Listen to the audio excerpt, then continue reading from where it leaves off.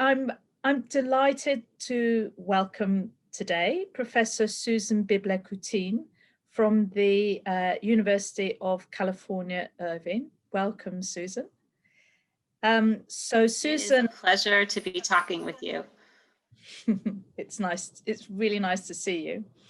Professor Coutin has contributed a really fascinating article to our special issue, De-exceptionalizing Displacement, and it's called Shapeshifting Displacement, Notions of Membership and Deservingness Forged by Illegalized Residents. And I found it really useful article to actually think with.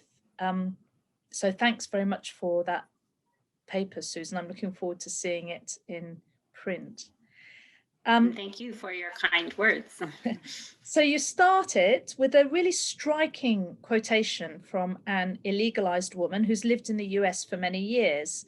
And she elucidates the grounds on which she says that some people are deserving of legal status in the US and others are undeserving of legal status. And you call this shape-shifting. Can you tell us what you mean by shape-shifting here and what its relationship is to deservingness? Absolutely. So I should give credit where credit's due, and I don't know whether you can see this, but I brought out this book. Can you see this in your video? The book Shapeshifters.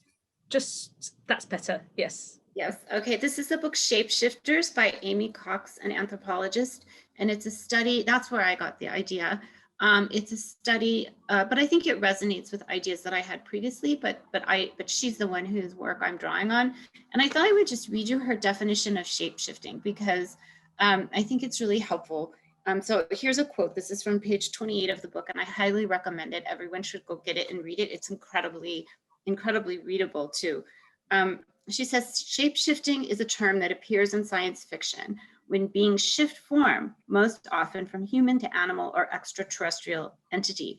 And she talks about several other meanings of shape-shifting as well. And then she gives the one she's drawing on. She says, the meaning of shape-shifting that I find to be most usefully aligned with the cultural work of Black girls, because she's an anthropologist and she did field work in a homeless shelter in Detroit. So she says the cultural meaning of shape-shifting, or the meaning of shape-shifting that I find to be most usefully aligned with the cultural work of Black girls, oddly enough, comes from an introduction to a series of logic puzzles that explains how to cognitively approach resolving the puzzles.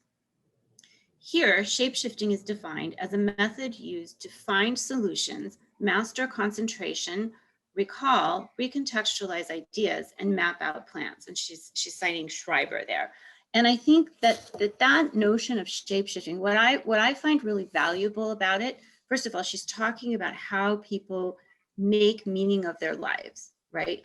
The comparison to a logic puzzle, how do people make meaning of their lives when you're confronted with really challenging situations, and in the material that my colleagues and I are writing about, the situation is, where people have been condemned as undeserving in a country they identify with, so that's a real challenging situation. So that meaning of shape-shifting is really helpful. The other thing that I think is really helpful about her notion of shape-shifting is that she's not talking, you might think that shape-shifting refers to how people shift themselves.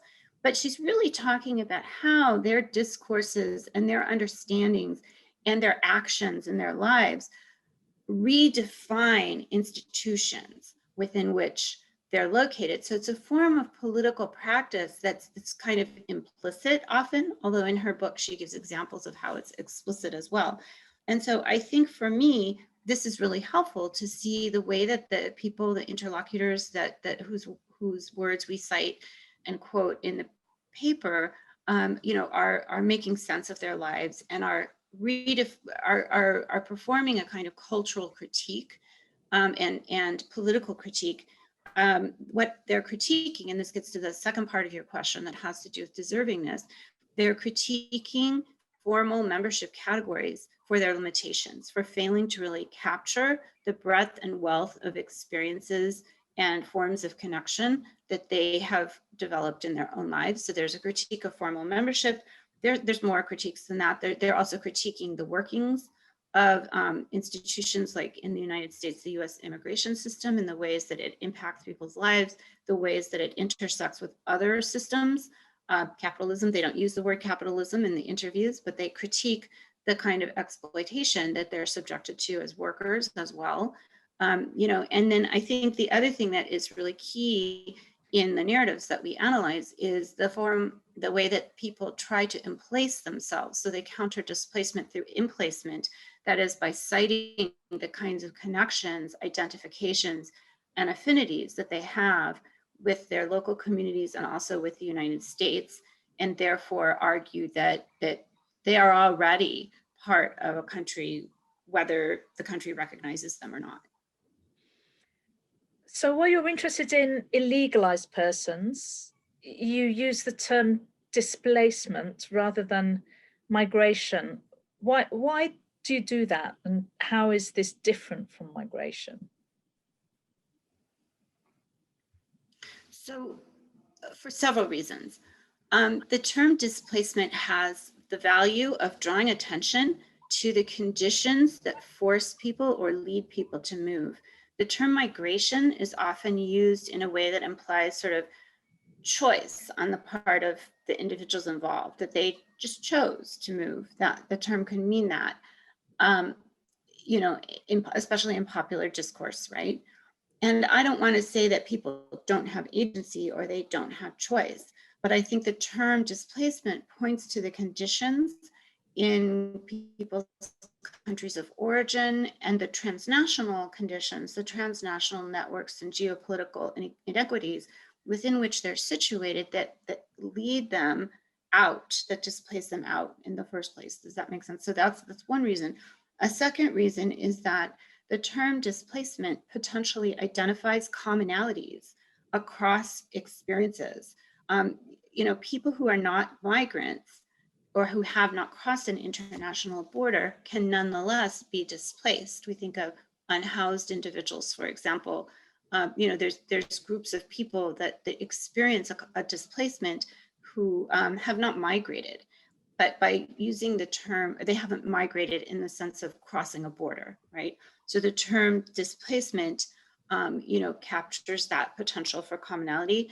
And a third reason is the temporal dimension of displacement. And I think this is a theme in our special issue. You know, I know it's a theme in your work.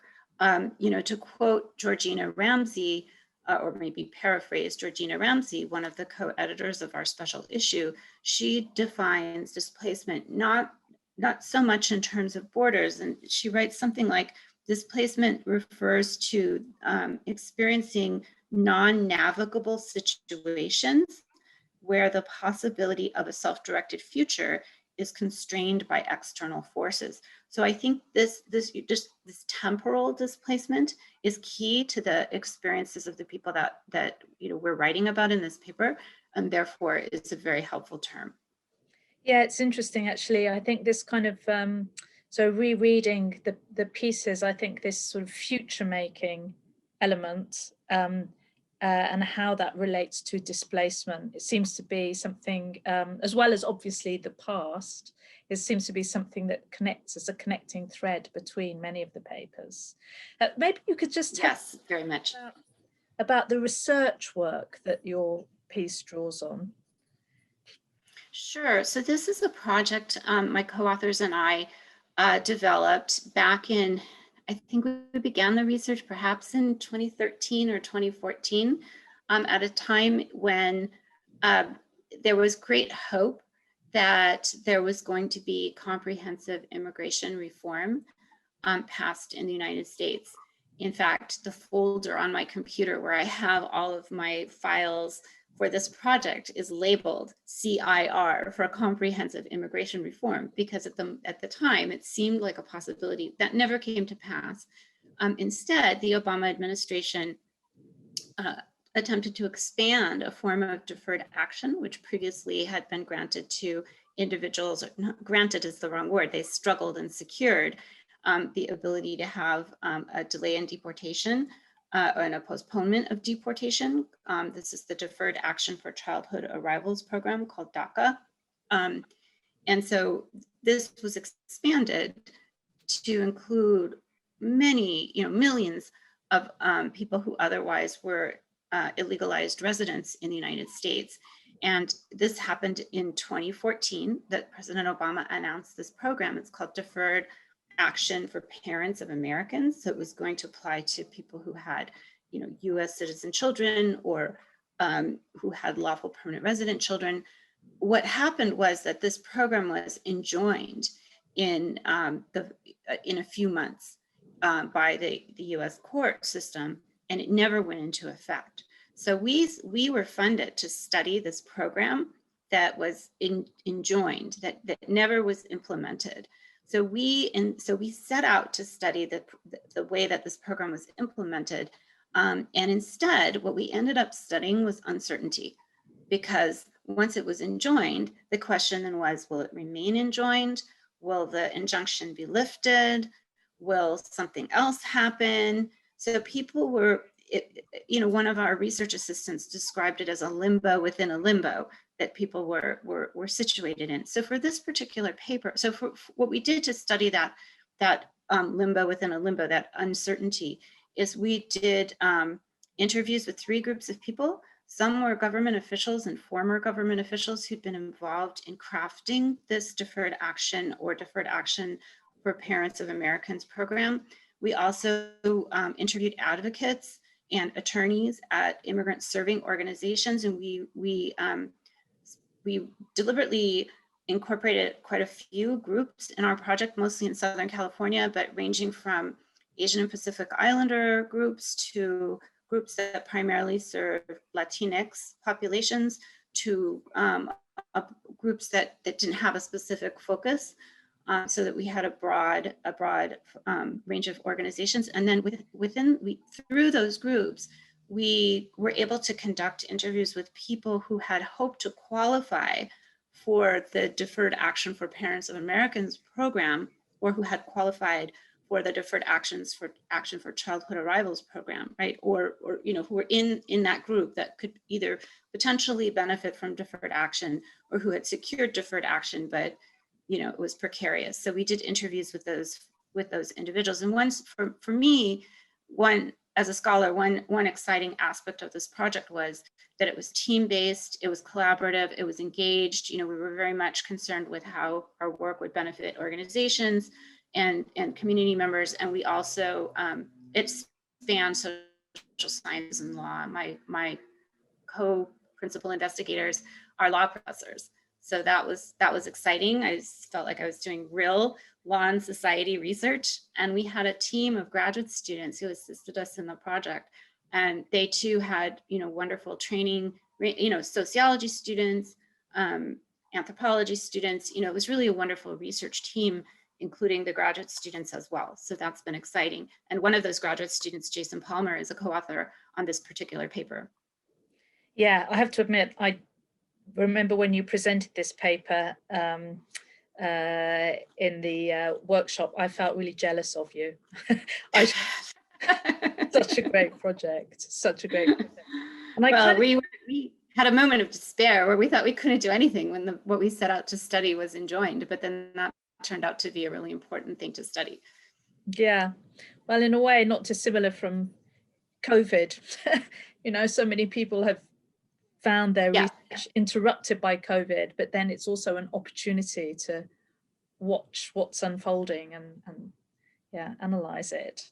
But I think you've sort of started answering my next question, which is, what can we learn specifically from the accounts of illegalized persons as opposed to the accounts of migrants or citizens more generally about ideas of membership and deservingness?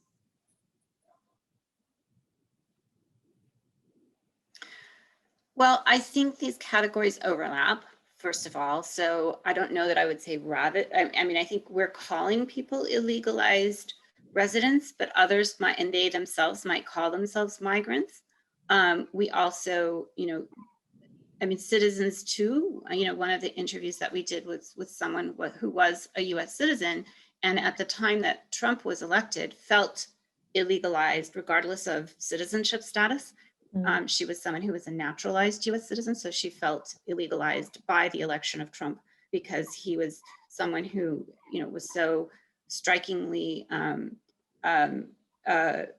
really used racializing language repeatedly and explicitly for members of immigrant communities in the United States. So, and in her case, she was a naturalized US citizen, but still felt excluded through that rhetoric and feared for her, herself and her family.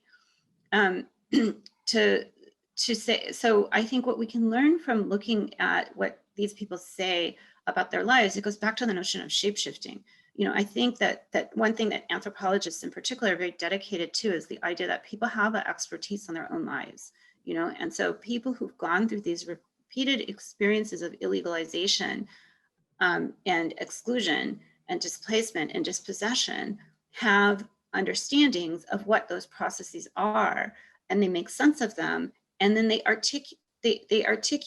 able to articulate and theorize their experiences, not using academic language. But I think that's what one point in this notion of shapeshifting is, taking seriously the way that people resolve and understand the kind of impossible puzzles that they confront in their life, if that makes sense. And puzzles, it's not just an intellectual process, because you have to school when there's a risk would be apprehended while doing so, so it's a complicated process. I think, but how do you go on with your life when you've experienced a kind of betrayal, and of being promised something that was never delivered? How do you make sense of that? And so I think I've learned a lot from interacting with such people, and from the sense of hope and resilience that people articulate, and determination despite going through those things. I mean, one of the things that I think that your article captures really well is the very different kinds of, not answers to the puzzles, but the ways that people the different shapes that people shift into, if you like. So it's not that there is a single answer to the puzzle or a single way that people arrange and understand these experiences, but they're all very, very kind of heterogeneous. So what were the range of responses that you found in your work? Can you give us a sense of the range of responses particularly to boundary making, since remembering that we're thinking about membership and deservingness? So what were the range of responses to boundary making that you found in your empirical work? We grouped the responses into 3 categories, but I should note that these overlap in that the same individual might articulate more than one of these responses. So the first one we refer to is responses that would seek to redraw boundaries. These are responses that individuals, so we ask people questions such as, if you were in charge of immigration law, what would you do? And who deserves to be here? Who should get status in this country? And then also the context. So some of our interviews were conducted, I think I told you that we started the project in 2014, concluded it in 2016 or 2017, right around then. So it spanned the presidential elections, the 26 presidential elections in the United States, in which Hillary Clinton and Donald Trump were the candidates, and immigration was very much being debated at that time. And so people were very well aware of the politics of immigration in this country and the stakes in that particular election. So that was the backdrop. So those who argued that we should redraw boundaries contended that the way that immigration policy had worked in the United States, which had illegalized them, was wrong. That they were people who were deserving, and the people they knew were also deserving. And in the very terms of the law itself and of popular discourse, they had been miscategorized. They should have been seen because of their contributions to society, the length of time they had lived in the country, their family ties, their law abidingness, all of those factors. They argued they deserved to be in the country. So they argued the boundaries should be redrawn to include them. However, they didn't argue that we should abolish boundaries altogether. They often distinguish themselves from criminals, people who do take public benefits, et cetera, right? So they or people who don't contribute. So they saw those people as undeserving. And one way to interpret their responses would be to say, well, they've just internalized hegemonic discourse, you know, and I think there'd be some validity to that kind of perspective, you know, because these are racializing discourses, notions of deservingness, notions of criminality, and are part of respectability politics. But at the same time, the notion of shapeshifting asks the question, what do these responses say about institutions? And what they're saying is that institutions aren't working the way that they should, right? So there's also a critique running through that. So I see it as a complex argument. The second group of responses that we categorize, we call rejecting borders. Some people argued that there shouldn't really be distinctions, that everyone is deserving of immigration status. Partly this is the no human being is illegal sort of rhetoric that really appeals to humanity, common humanity, as a basis for social inclusion. But also some, particularly students who were part of social movements and activist groups, argued that, in fact, you know, drawing on abolitionist thinking, we shouldn't have borders, we should not have detention centers. You know, they were very critical of the way that dominant understandings of deservingness, such as the so-called dreamer narrative in the United States, which holds up high achieving students, you know, as the epitome of what, you know, the American dream, but leaves out people who fail to graduate from high school, people who, you know, have to leave high school to work, you know, for their families, you know, who just don't do so well, right?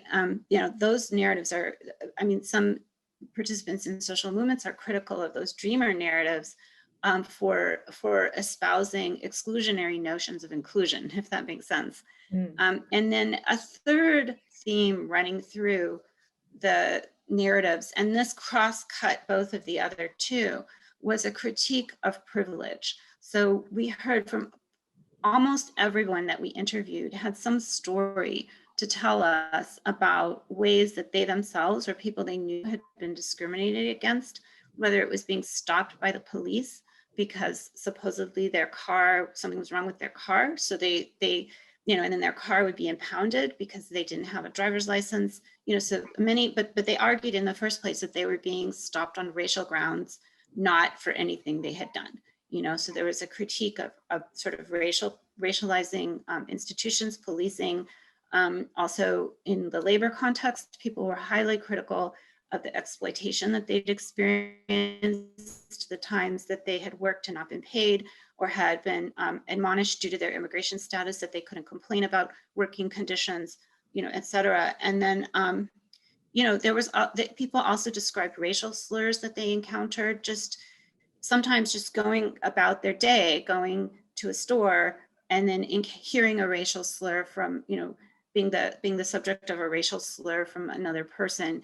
And they felt very offended by this. And so their critiques of those kind of experiences suggest that they're arguing that this kind of displacement that they've experienced is not only a product of the US immigration enforcement apparatus, but also of a broader sense of privilege in the United States that excludes their people with their backgrounds, right? And it also includes other institutions such as the workforce. Yeah, so I was very struck by the fact that really race and racism really runs through your paper. So this is a bit of a big question, I know, but what do you think the possibilities are? I suppose, especially thinking outside your paper, given now also both that Trump lost the election, but also that he won more than 70 million votes. So what do you think the possibilities for and obstacles to a joint politics of race and displacement are in the US? Does your research kind of make you feel more that this is a kind of, we are moving in this direction, or do you think that there are, do you think that it's too difficult? I have to adhere to a sense of hope myself. I think it's important to have hope and to look for possibilities for a more hopeful future. I think that one thing that we saw even in the days of our study, which we concluded at around 2016, 2017, we already saw coalitions forming, and those have continued since that time. We've seen coalitions forming that transcend causes. Some of the same organizations that are opposed to police abuse, for example, or that seek racial justice, also tackle immigration policymaking. So there is that potential for collaboration. There is that potential for joining causes. And I think what people have talked about is that there's been an awakening and a move for accountability around racial justice in the United States that I think is going to impact a variety of issues. I'd like to think that it's a strong force, that it's not going to be simply peter out, as sometimes things do, right? They have their moment and then people kind of move on. I hope that this is a strong force, that, it's certainly nothing new, but rather, but has achieved a kind of momentum and wider spread visibility, I would say, recently. So that's exciting. And I would like to think that, that there's real potential for collaboration and for hopefully moving into a future where we don't pit one group against the other, but rather join forces. That's what I'd like to see. But, at the same time, as you pointed out, these kind of movements also can lead to a backlash. So, we'll just have to see what happens in the coming months. Notice I used the term months. I'm imagining some changes fairly soon, but that's probably unrealistic. There's a great phrase that I find quite helpful from that sort of sometimes, which is better to light one candle than curse the darkness. And I think that's why hope is important, and there are grounds for it. So and I and I hope that also the kind of work that that you and others do, others who've contributed to the volume, really is one of those kind of small things that we can all help to put in place to work for that, to work for having lots of candles. Absolutely. Absolutely. Thank you very much, Susan. It's nice to see you. Really appreciate it. Likewise, it's really a pleasure to see you. Thank you. And, good luck to you. And your research has certainly been an inspiration as well. So it's really a pleasure to have this conversation. Thanks, Susan.